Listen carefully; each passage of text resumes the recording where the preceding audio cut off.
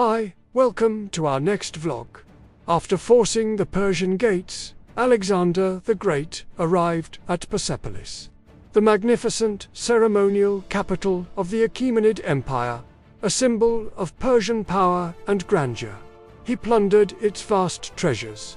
Then, in May 330 BCE, after months of occupation, the splendid palaces of Persepolis were deliberately set ablaze and destroyed. Was it an act of calculated revenge for the Persian burning of Athens, a drunken whim, or a symbolic statement marking the end of Achaemenid rule?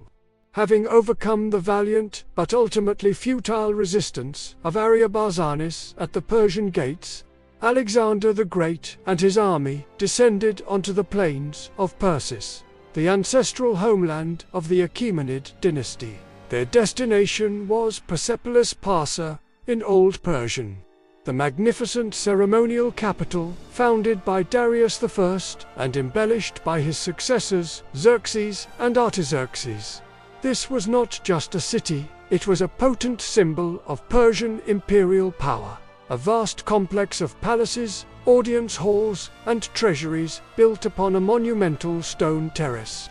Tiridates, the Persian commander of the garrison and guardian of the treasury at Persepolis, had been in secret communication with Alexander. Realizing that further resistance was pointless after Ariobarzanes' defeat, and perhaps hoping for lenient treatment, Tiridates sent word to Alexander, urging him to hasten his arrival before Darius's retreating forces could loot the treasury.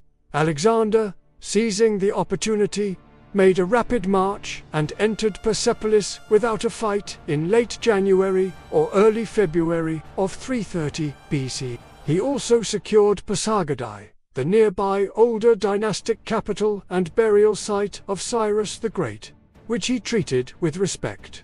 The sight that greeted the Macedonians at Persepolis must have been awe-inspiring.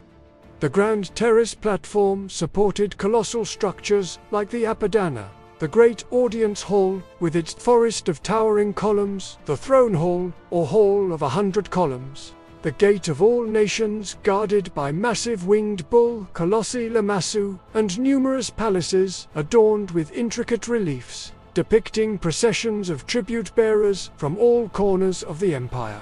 This was the symbolic heart of Achaemenid majesty and wealth. Alexander immediately took possession of the vast treasures stored at Persepolis, which were even greater than those found at Susa. Ancient historians report an incredible haul of gold and silver, estimated at around 120,000 talents. This was an unimaginable fortune, so vast that thousands of mules and camels were reportedly needed to transport it.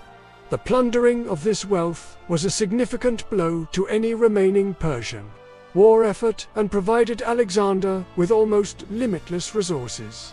According to some accounts, Alexander allowed his soldiers to loot the residential parts of the city of Persepolis, though not the palace complex itself. Initially, as a reward for their efforts and hardships, Alexander and his army remained in and around Persepolis for several months. From roughly February to May 330 BCE, during this time, he used it as a base for further operations in Persis, consolidating his control over the region. He also waited for the spring, when campaigning would be easier. However, the continued existence of Persepolis, the very symbol of the empire he was conquering, seems to have presented him with a dilemma. The culmination of his stay was the infamous burning of the palaces of Persepolis in May 330 BCE. The ancient sources offer different, though not entirely contradictory, accounts of this controversial event. The most dramatic version, recounted by Plutarch and Diodorus Siculus' drawing on Clitarchus, a contemporary but somewhat sensationalist historian, describes the burning as an impulsive act occurring during a drunken victory banquet. According to this story, the soldiers and their companions were feasting and drinking heavily.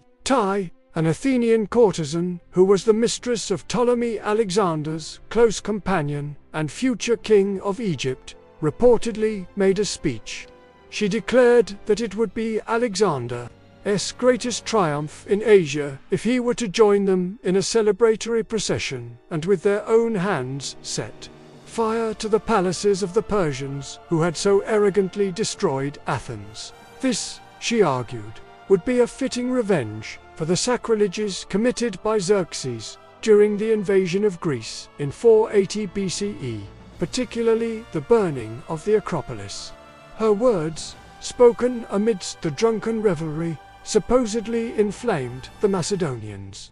Alexander himself, caught up in the moment and perhaps heavily intoxicated, leaped to his feet, grabbed a torch, and led the way, with Tai and others following, in a wild, orgiastic procession to the palace complex.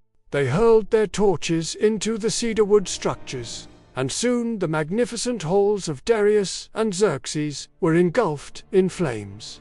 Plutarch adds that Alexander soon regretted his drunken impulse and ordered the fires to be extinguished, but it was too late. The destruction was already widespread. Arrian, whose account is generally considered more sober and reliable, drawing on the memoirs of Ptolemy and Aristobulus, who were present, gives a different perspective. He states that the burning of Persepolis was a deliberate act of policy, decided upon by Alexander after careful consideration. According to Arrian, Alexander's motive was indeed revenge for the Persian destruction of Greek temples during Xerxes' invasion, particularly the burning of Athens. By destroying Persepolis, the symbolic heart of Persian imperial power, Alexander was sending a clear message that the Achaemenid dynasty was finished, and that a new era, under his rule, had begun. It was a powerful, albeit brutal, act of political symbolism, signaling the end of the Pan-Hellenic War of Revenge. It's possible that both accounts contain elements of truth. A drunken banquet may indeed have been the setting, and Tice's speech the catalyst. But Alexander's decision to allow, or even lead, the burning could still have been underpinned by a pre-existing, calculated political motive. The act served to satisfy the desire for revenge among his Greek allies and many Macedonians, and it irrevocably committed him to the path of establishing his own new empire, rather than merely taking over the existing Persian one.